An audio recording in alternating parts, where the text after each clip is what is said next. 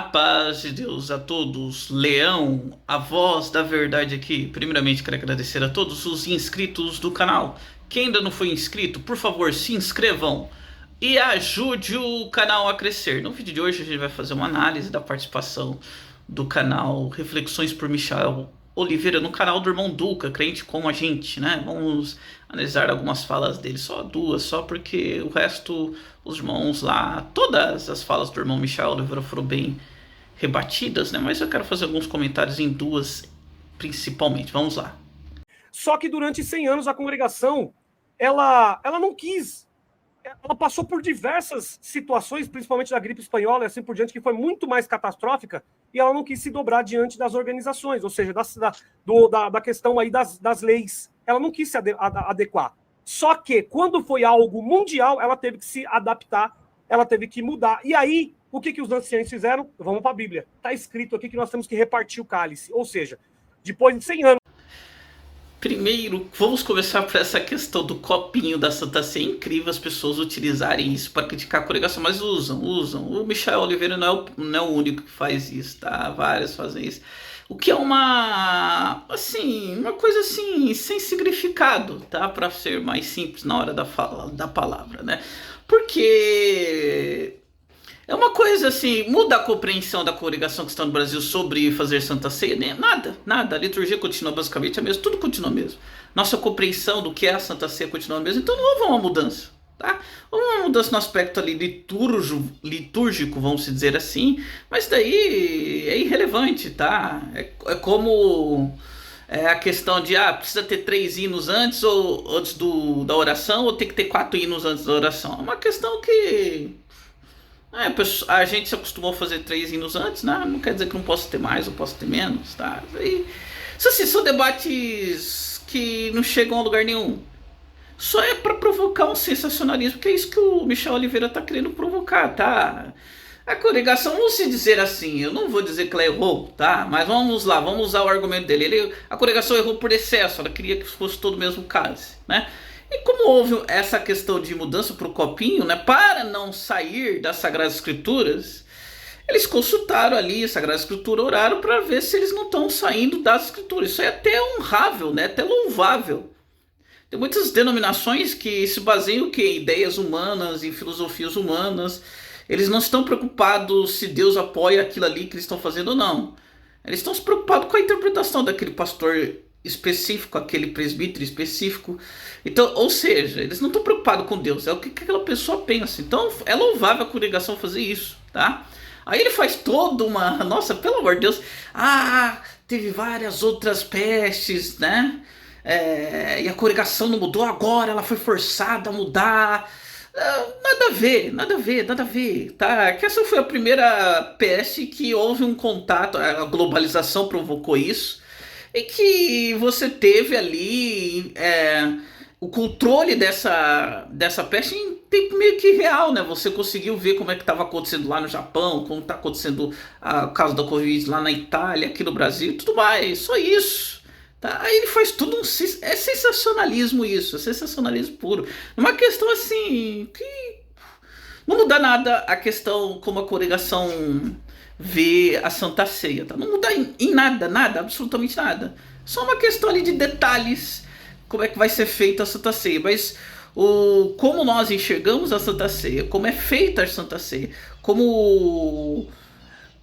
onde nós baseamos nas Sagradas Escrituras da Santa Ceia, não muda nada. Não muda nada. É só sensacionalismo barato. Vamos pro próximo aqui. Porque por conta de um ensinamento que hoje mudou, que hoje os anciãos já têm um outro tipo de entendimento. Hoje eles falam abertamente que a internet é uma benção de Deus. Hoje eles pregam na internet, ou seja, na televisão, as pessoas se encurvam diante da televisão, colocam véu, cantam diante da televisão, se ajoelham diante da televisão. Entendeu? Então lá atrás era totalmente errado, mas hoje normalizou. Criou-se uma nova narrativa, criou-se uma nova história e a congregação, no final, ainda saiu de boa na história. E não poderia faltar televisão, né? O Michael Oliveira tem que falar disso. É um argumentozinho já batido já várias vezes. Tá? Já. A gente bate nesse argumento aí várias vezes, que é um erro que ele provavelmente já sabe, né? Que se chama anacronismo, tá? É você desconsiderar todos os aspectos da época e que esse tópico é passado, é cometer o erro assim crasso, tá? E ele sabe que ele tá cometendo esse erro crasso, mas ele comete mesmo assim, ele quer fazer sensacionalismo, tá bom? Mas vamos lá, vamos falar sobre a televisão. Primeiro, a televisão, até o dia de hoje, ela vai ser nociva dependendo do canal, que hoje tem uma outra questão que a gente tem que analisar, né? Então hoje é nociva. Por exemplo, uma novela das 9 aí de uma certa emissora, você como cristão, iria sugerir para outro cristão assistir? Então faça a reflexão aí, vê se é cristão fazer isso. Mas vamos lá. Na década de 70, 80, 90, esse período aí, 70 e 90, não havia o que nós chamamos da democratização da informação, tá? Você tinha poucos canais, né, na televisão, isso aí é fato, tá? Aí na década de 90 vai começar a surgir as TVs pagas, eram caríssimas, a parcela muito pequena da população tinha acesso a esses canais pagos, tá? Então era algo muito limitado, entendeu?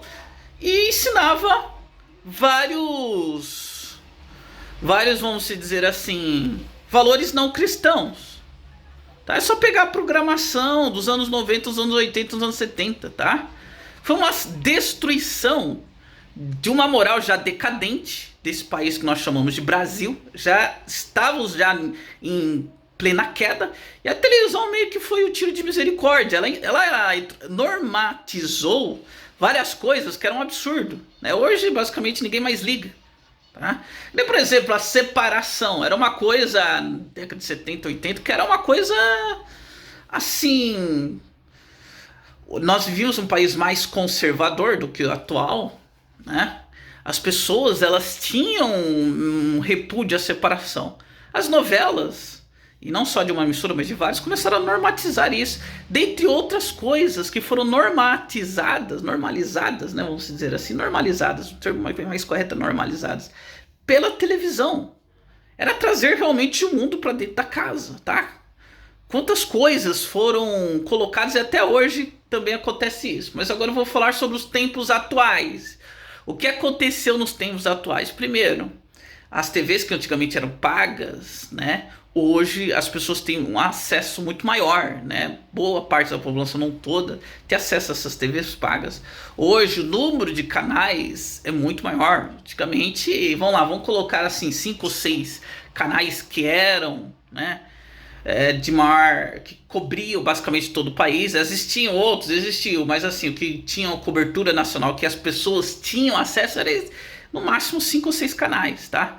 Havia outros, porém de cobertura nacional era esses 5 ou 6, né? Hoje você tem centenas de canais, né? Muitos canais com teor cristão até, né? Tem canais hoje, até na TV aberta, que são mais de tendência cristãs, né?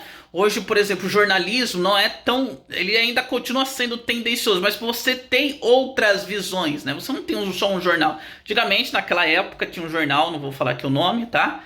Que era basicamente o país se alimentava desse jornal. Hoje não, hoje você tem diversos jornais, né? Você pode até fazer uma comparação, tem horários diferentes, você pode até comparar uma mesma notícia sobre visões diferentes, tá? Você tem a questão do acesso a essas TVs pagas, esses canais, tá? Então você consegue filtrar, fazer um negócio chamado filtrar, coisa que você não fazia antigamente. Você consegue filtrar, ó, eu vou proibir, hoje você consegue até com controle fazer isso, eu vou proibir meus filhos de assistir esse canal. Você pode proibir seu filho de assistir 30 canais, por exemplo, ele não consegue, né? Tem o controle parental hoje, a gente diz, né? Você pode colocar, né, o conteúdo, até fazer canais, deixar só canais de conteúdo cristãos, né? Ou só canais de conteúdo jornalístico. Tem canais, por exemplo, hoje, até aberto, né, que tem jornalismo 24 horas por dia. Né? Coisa que antigamente não havia, tá? Então hoje você tem uma democratização da informação. Então hoje você consegue filtrar mais. Hoje a internet é mais acessível. Hoje quem não tem internet? Né? Hoje quem não tem internet hoje, né? Então hoje você consegue até verificar aquilo que está sendo colocado ali. E também, né, você consegue fazer o quê? Você consegue deixar de assistir vários conteúdos. Antigamente não, era meio que despejado para as pessoas.